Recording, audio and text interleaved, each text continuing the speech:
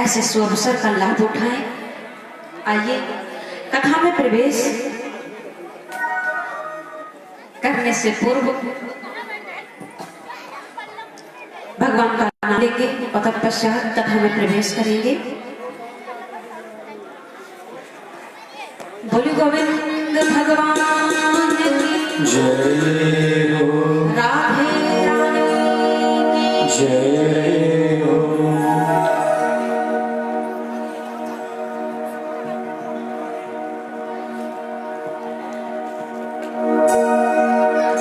घनश्याम तेरी बंसी, घनश्याम तेरी बंसी पागल कर जाती है।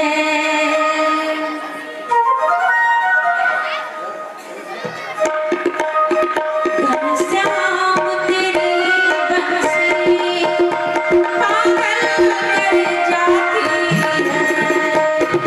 श्याम तेरी बंसी पागल कर जाती है। सभी लोग तालियों के साथ कर जाती है। घनश्याम तेरी बंसी पागल कर जाती है। घनश्याम मेरी बंसी पागल कर जाती है। घनश्याम तेरी बंसी पागल कर जाती है।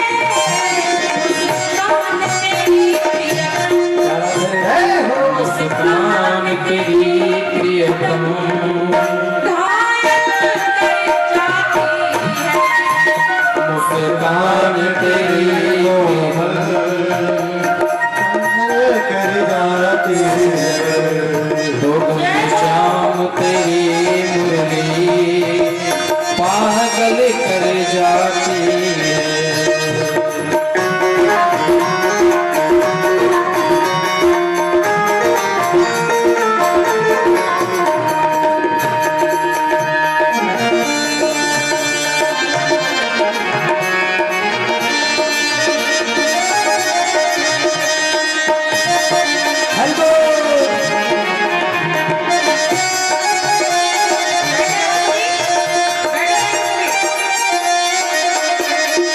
घनश्याम तेरी बंसी घायल कर जाती है। तो घनश्याम तेरी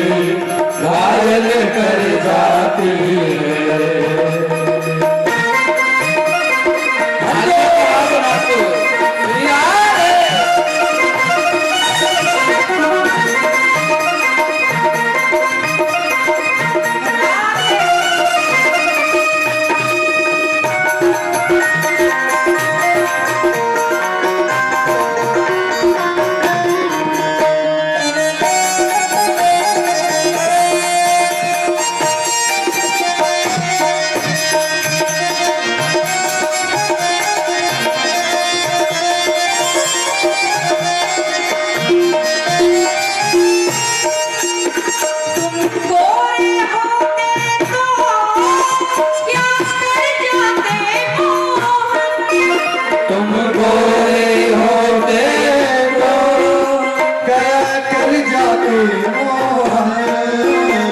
तुम गोरे होते तो क्या कर जाते मोहन। तुम गोरे होते तो क्या कर जाते मोहन।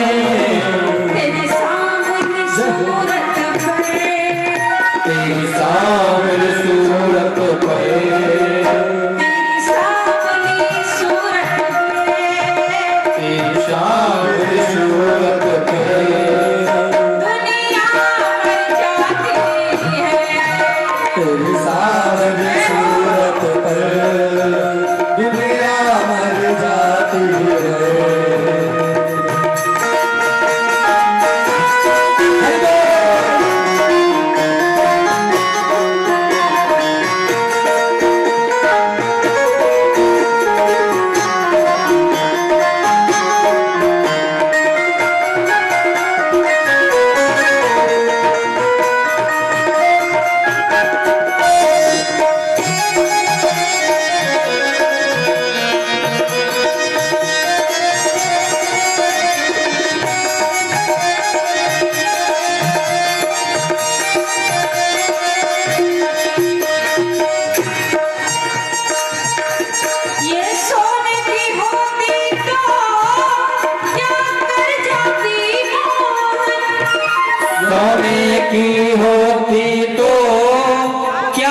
कर जाती मोहे ये सोने की होती तो क्या कर जाती मोहन।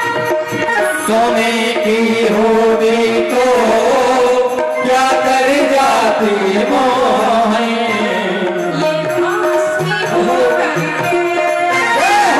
बांसुरी हो करके दुनिया को नचाती। हर जो ये बांस की हो करके दुनिया को नचाती है।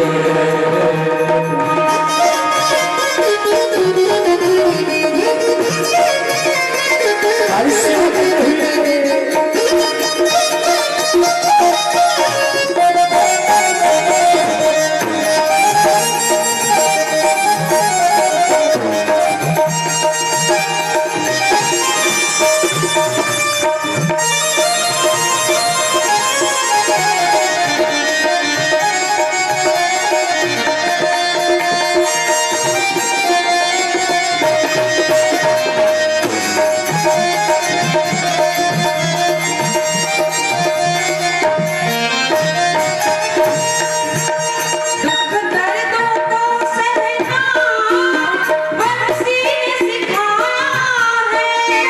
दुख दर्दों को सहना बंसी ने सिखाया है। दुख दर्दों को सहना बंसी ने सिखाया है। दुख दर्दों को सहना बंसी ने सिखाया है। इसके छेद है सीने, प्यारे इसके छेद है सीने, फिर भी मुस्कुराती है। इसके छेद है सीने में फिर भी मुस्काती है। हाय गो।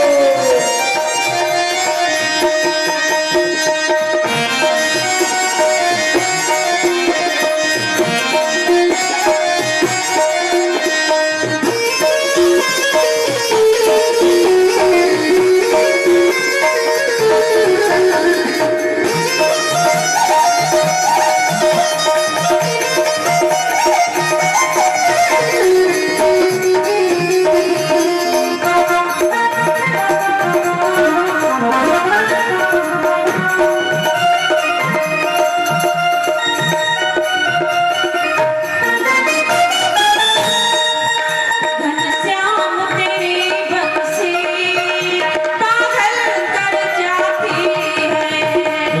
शाम तेरी बन से पागल कर जाती है।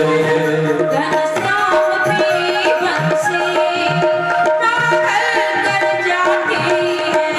तो शाम तेरी बन से पागल कर जाती है। शाम तेरी बन से पागल कर जाती है। पागल कर जाती है। पागल कर जाती है। पागल कर जाती है। पागल कर जाती है। बोलिए गोविंद भगवान की जय। राधे रानी की जय जय जय श्री राधे। श्याम। आइए मन को एकाग्र करते हुए चलते हैं ब्रज में, देखते हैं कन्हैया क्या कर रहा है।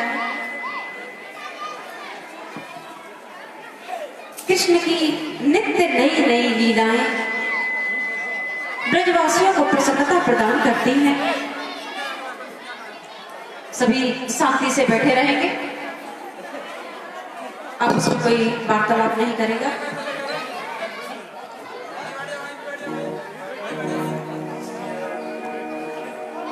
कन्हैया जब मुरली बजाते हैं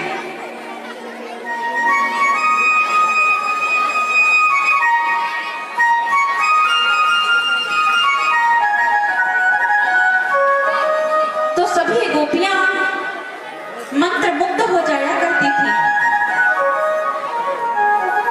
उन सबके काम उल्टे सीधे होना शुरू हो जाते थे।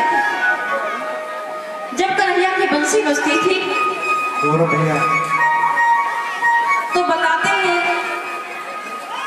श्री सुखदेव जी महाराज कि हे परीक्षित, एक गोपी भोजन बना रही है। गोपी भोजन बना रही है। एक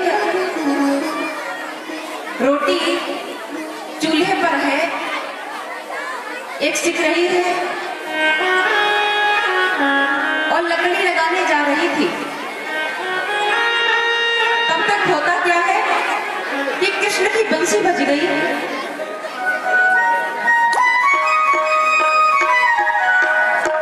और जैसे ही कृष्ण की बंसी बजी तो गोपी ने लकड़ी की जगह बेलन लगा दिया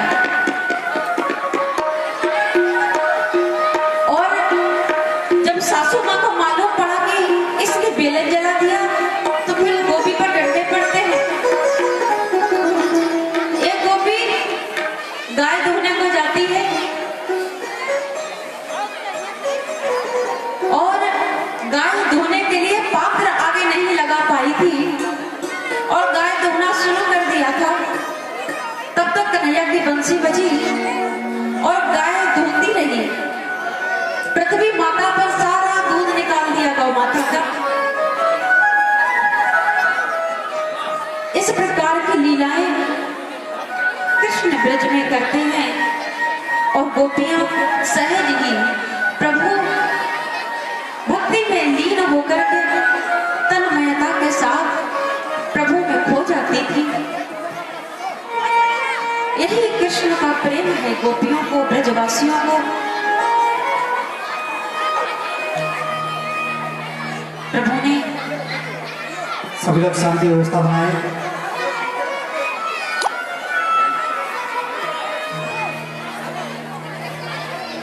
शोर शराबा कम करें, जिसको बैठना है शांति से बैठ जाए अपनी जगह।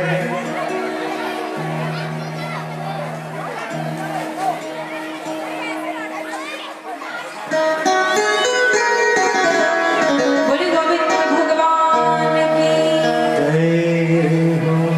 शांति से बैठे रहेंगे सभी।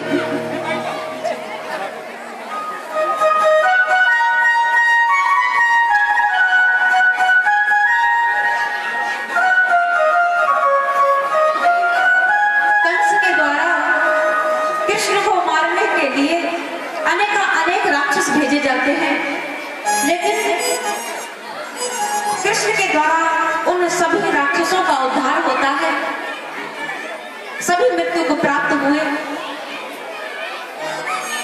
उधर कंस को अब चैन नहीं पड़ रहा है। कंस क्षण क्षण अपनी मृत्यु अर्थात कृष्ण को याद कर रहा है। शांत हो जाइए सभी।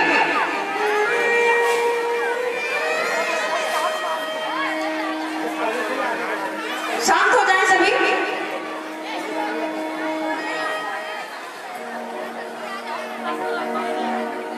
शांति व्यवस्था बनाए रखोगे तो अंतिम दिवस है। बाकी के लोग शांत हो जाएं।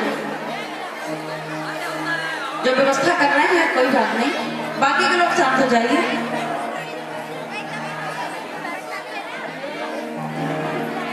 बोली गोविंद भगवान की जय हो।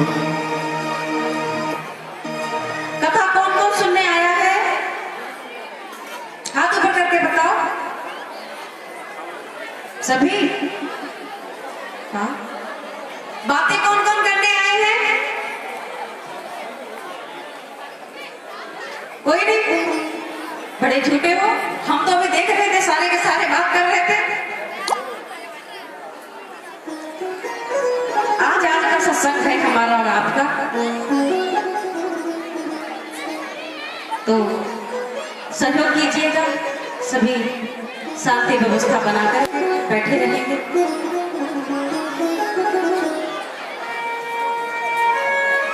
आइए कथा में प्रवेश करेंगे।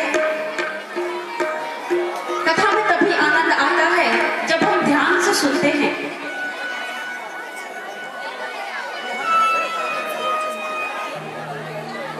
से जब सुनेंगे नहीं तो कैसा आनंद। टेलीविजन लगा नहीं है, कान नहीं है जो भगवान की बात सुनकर के मन में हर्षोल्लास होगा, तो फिर श्रवण इंद्रियों को लगाते रहे कथा में और आनंद उठाते रहे प्रभु की कथा का। कंस हर क्षण कृष्ण को याद कर रहा है, सारी युक्ति करके हार जाता है कंस। अब तो कंस को सर्वत्र कृष्ण दिखाई देने लगे। भोजन की थाली आती है तो कृष्ण का दर्शन होता है। पहला गिलास जब तोड़ता है कंस तो उस गिलास में ऐसा प्रतीत होता है कि कृष्ण स्वयं अट्टहास करके हंसते हैं, कहते हैं मामा श्री भोजन कर लीजिए, क्योंकि आपके जीवन के बहुत थोड़े दिन शेष बचे हैं। जल का गिलास कंस के हाथ में आता है तो उस जल में कृष्ण की झांकी होती है, कृष्ण का दर्शन होता है। कंस के हाथ से जल का पात्र छूट जाता है, सोने जाता है तो बिस्तर पर कृष्ण का दर्शन हो रहा है।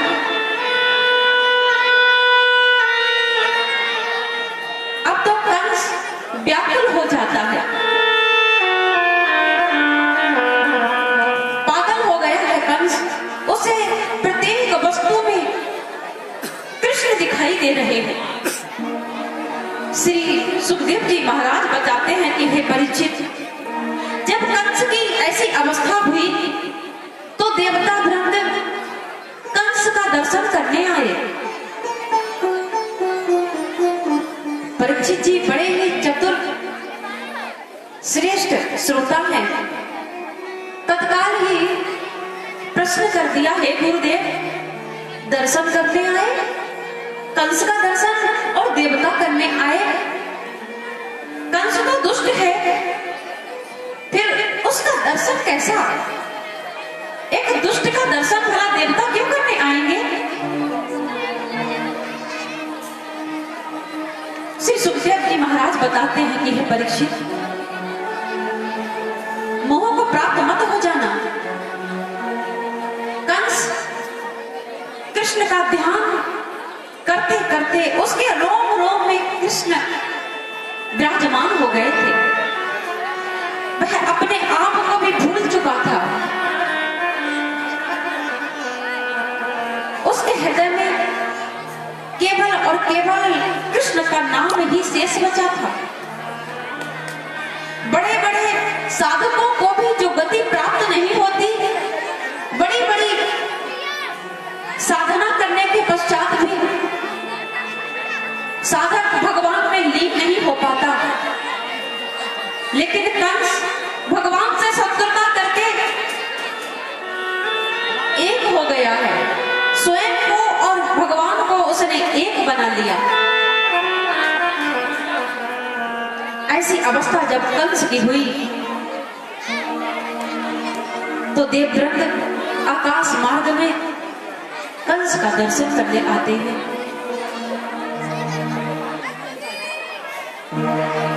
सुखदेव जी महाराज बताते हैं कि जीव को भगवान से कोई ना कोई रिश्ता जरूर बनाना चाहिए, क्योंकि रिश्ता जब मजबूत होता है ना तो आपका वर्चस्व भी मजबूत होता है। भगवान से चाहे पुत्र का रिश्ता बनाओ कि वो मेरे पुत्र हैं, भगवान से चाहे भाई का रिश्ता बनाओ, चाहे पति का रिश्ता बनाओ, मित्र का रिश्ता बनाओ, लेकिन रिश्ता जरूर बनाओ। और शत्रुता करो तो कंस जैसी, रावण जैसी, जो भगवान को आने पर विवश कर देते। कंस ने भी भगवान से रिश्ता बनाया था, कंस ने भगवान से शत्रुता का रिश्ता स्थान बनाया, क्योंकि जीव अपने मित्र को इतना याद नहीं करता, लेकिन शत्रु को मनुष्य कभी नहीं भूलता। किसी से शत्रुता हो जाती है ना, तो मनुष्य बहुत याद रखता है, कहीं ऐसा ना हो अकेले दुकेले कहीं हमारे ऊपर घात कर दे। सचेत रहता है शत्रु से हमेशा। मित्र को तो भूल सकता है लेकिन शत्रु को नहीं। इसी प्रकार कंस भी हर क्षण कृष्ण को याद कर रहा था। उसके सारे पाप नष्ट हो गए, उसके हृदय में ठाकुर जी विराजमान हो गए। अब उसकी गति भी बदलने वाली है। आकाश मार्ग में सभी देवताओं ने कंस का दर्शन किया।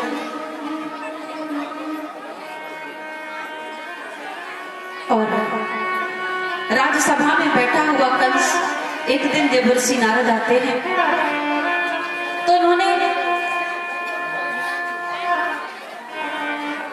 कंस से कहा कि महाराज आप तो बहुत उदास मालूम पड़ रहे हैं, क्या चिंता है आपको? कंस कहता है कि महाराज मैं अपने शत्रु कृष्ण को मारने के अनेक प्रयास किए, लेकिन सब विफल गए। मेरे बड़े बड़े योद्धा मारे गए। वो ना जाने कितना बड़ा मायावी है, और मुझे केवल इसी बात का दुख है। देवर्षि नारद कहते हैं कोई युक्ति से अपने यहां बुला करके उनके प्राणों का अंत कर दो, क्योंकि देवता बड़े चतुर हैं। वो चाहते हैं कि इस पापी का शीघ्र संहार हो। इस पृथ्वी से इस पापी का उद्धार होना ही श्रेष्ठ है। तो कंस अक्रूर जी को अपना रथ देकर के कृष्ण और बलराम को बुलाने भेजता है। यद्यपि अक्रूर जी ने समझाया कि अभी महाराज राज्य कर लो, क्योंकि मथुरा में भी कृष्ण को सभी प्रेम करते थे, कृष्ण की लीलाएं सुनते थे। कंस के अत्याचारों से तो सभी दुखी थे, लेकिन अक्रूर जी को फटकार लगाता है कंस कि यदि तुम कृष्ण को बुलाने नहीं जाओगे तो हम तुमको राजदंड से प्रताड़ित करेंगे। राज आज्ञा शिरोधार्य कर अक्रूर जी कृष्ण और बलराम को लेने के लिए वृंदावन जाते हैं, और मन ही मन भगवान का ध्यान कर रहे हैं, विचार करते हैं कि हे भगवान मुझे क्षमा कर देना, आपको इस धराधाम पर आए हुए इतना समय हो गया और मैं अभागा आपका दर्शन नहीं कर पाया। आज आ भी रहा हूं तो आपके शत्रु की तरफ से उसका दूत बन के आ रहा हूं, जो प्रपंच और षड्यंत्र का साक्षात घर है, उस नीच के कहने से आ रहा हूं। प्रभु मुझे क्षमा कर देना। मन में ऐसी विचार करते हुए अक्रूर जी नंद बाबा के घर पहुंचे। जिस प्रकार से गंगा और यमुना मिलती हैं, ठीक उसी प्रकार नंद बाबा ने अक्रूर जी का स्वागत किया। आतिथ्य सत्कार कर भोजन इत्यादि होने के पश्चात अक्रूर जी से आने का कारण पूछा कि अक्रूर जी बहुत समय के बाद आप आए हैं, बहुत अच्छा किया। तो अक्रूर जी कहते हैं कि हाँ आए तो हैं, लेकिन कहते नहीं बन रहा। हम आपसे कुछ कुछ मांगने आए हैं। तो सारा वृतांत बताया कि कंस ने अपना रथ देकर के मथुरा में कृष्ण और बलराम को बुलवाया है। आप कृष्ण और बलराम को सुबह मेरे साथ विदा कर दीजिएगा, नहीं तो कंस बड़ा दुष्ट है, उसके प्रकोप को पूरे ब्रज को भोगना पड़ेगा। यदि कृष्ण और बलराम नहीं जाते हैं तो सारे ब्रज को न जाने क्या क्या यातनाएं देगा कंस। वह तो नीच है ना। जैसे ही नंद बाबा ने ये बात सुनी, मानो हृदय पर वज्राघात हो गया हो।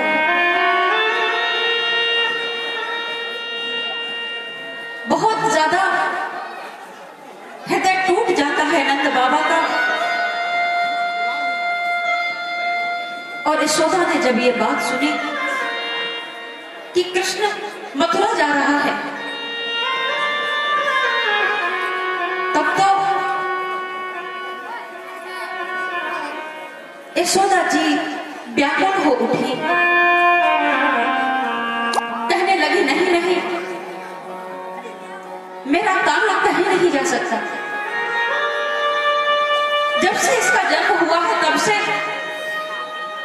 क्या कंस ने इसे मरवाने में कोई कसर छोड़ी है? और आज तो उसने हद ही कर दी। अपना रथ देकर के मेरे छोटे से बालक को बुलवाने के लिए भेज दिया। अक्रूर जी, आप भी बड़े निर्दयी हैं। आप इतने दिनों के बाद आए, और आए तो ऐसे आए कि हमारे प्राण मांगने आए हो।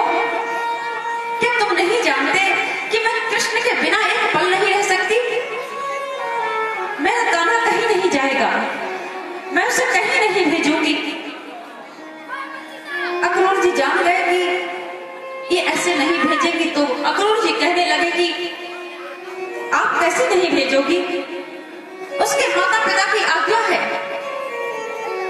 जैसे ही ये शब्द यशोदा के कानों में पड़े, बहुत हृदय टूटा है मैया का। कहती हैं, उसके माता पिता कौन है? उसके माता पिता मैं ही उसकी मैया हूं। कान्हा मेरा पुत्र है। पूरा ब्रज जानता है कि कान्हा मेरा पुत्र है। देवकी कौन होती है? आज्ञा देने वाली। वो क्या जानती है कान्हा के बारे में? उसकी सारी गतिविधि मुझसे अच्छा और कौन जान सकता है?